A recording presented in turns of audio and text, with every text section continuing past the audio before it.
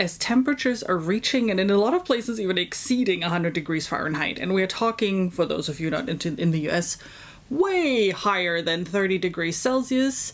I don't know what you're doing, but I'm hiding in my dark house with the AC all the way cranked up to Antarctica, wrapped in a blanket, reading. Hey everyone, Fina here from Fina Reads. Today I want to share with you 5 SFF, science fiction and fantasy books, that will help you deal with this ridiculous heat, starting with a book that comes with a great travel idea, and that is The Frugal Wizard's Handbook for Surviving Medieval England by Brandon Sanderson, of course. This is the second book in his secret project from last year. One that I actually really enjoyed, and I believe the one that is not connected to the Cosmere at all. In this world, there's a company that can get you on the most excessive travel experiences ever. Essentially, it opens up portals to multiverses or other universes, and they can experience either the past, which is pretty close to what our past was, or a completely different type of experience. There are no bananas though. If you read the book, you know. If you don't, this is a really fun Easter egg in the book. And I think this book will give you a great opportunity to escape the heat and just go somewhere else instead of dealing with it. Especially since it is a rather lighthearted book with a snarky character that is a little bit dumb sometimes, but in a lovable way. My next book recommendation is a book, or a series rather, that helps you cool down a little bit, and that is the Rainfawn series, with the first book being Assault in the Wound. This is an indie published series where just recently the third book was published, so the series is finished. I also have a more detailed review up about this book if you're interested in learning more about it. But essentially, this is a post-apocalyptic world where we had a ginormous event that changed the rain, and now you're living in kind of Arthurian-inspired medieval type world, even though it's in the future.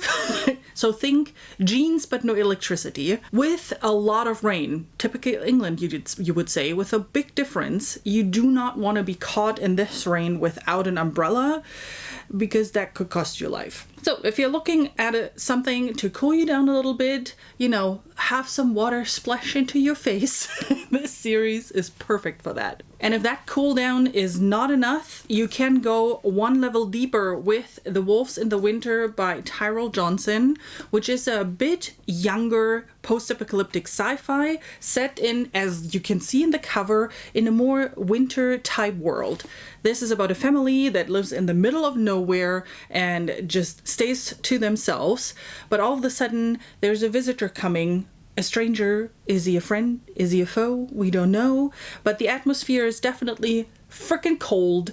Everywhere snow. It's freezing, wind blowing all the time. So if you just want to get away from this heat, this will definitely transport you into a region that will mess with your inner temperature sensors. Or are you someone that is fighting fire with fire? Well, then you better grab a book that will crank up the heat exponentially. My recommendation would be Ayestas by S.C. Atwell, which is currently a duology. They look chunky, but please don't worry about it. This is a really quick read.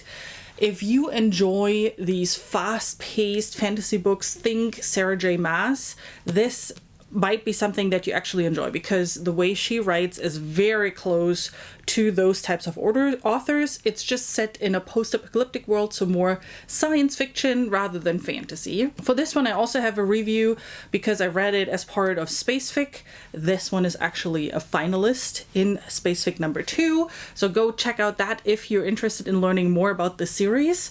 But this one is basically set on a futuristic Earth where the entire planet is so hot throughout the day that you can't go up and walk around. Instead, everybody lives underground and only comes up if they have to at night. So if you want to feel better about the heat that is going on out there, this one is a great way of making you think differently about the heat here. And if you don't need any distraction at all and you actually enjoy the heat the way it is right now, well, then grab Rouge by Mona Award, a book that will keep you company on your beach walk, in this case, the California beach, because that's where the book plays. This is about a young woman that has to help resolve the household of her mother, who just recently passed away. The mother lived in California. So she is spending the nights walking up and down the beach and stumbling into some more paranormal situations. This is technically more a horror book rather than SFF, so SFF adjacent with paranormal elements, but it was a lot of fun. This is actually, if you watched my mid-year freakout tag, this was the book that I currently picked as my number one for 2024. Definitely a fun read, also a quick beach read, haha, with some really interesting parties close to the beach as well. And then I have a bonus book for you. This one I have technically not read yet, but it fits so nicely into this theme. And this is Etherbound by Megan Haskell, which is book 1 in the Rise of Lilith series. Also a self-pub book. Book 2 is already out as well, just in case you want to continue reading the series. And this is about a bartender that makes a mean cocktail at the beach, Hawaiian themed. I actually don't know if it plays in Hawaii, but the cover is very Hawaiian themed. And I backed the Kickstarter for that one, and the Kickstarter came with a bunch of recipes for cocktails and whatnot. So if you can't escape, you're just making a cocktail at home and sitting outside or inside if you can't stand the heat, zipping that away, reading a good book while doing that. And there you go. Summer survived, summer spent very well relaxing. That's how we like it, right? That was my quick lead of books you can read during the frickin' hot summer. What is a book that you would recommend during the hot summer months? Leave a comment down below and let us know so we have more books, depending on how long the summer takes, that we can read to run away from the heat and instead hide in a well AC'd room with a blanket wrapped around us, a hot beverage on the side, and read a good book, you know. Awesome. Thanks so much for watching, guys. I hope you enjoyed this little fun video. Don't forget to hit the like button if you actually like the video and subscribe if you haven't already. And then I hope I'll see you soon with another video. Have a great rest of your day. Bye.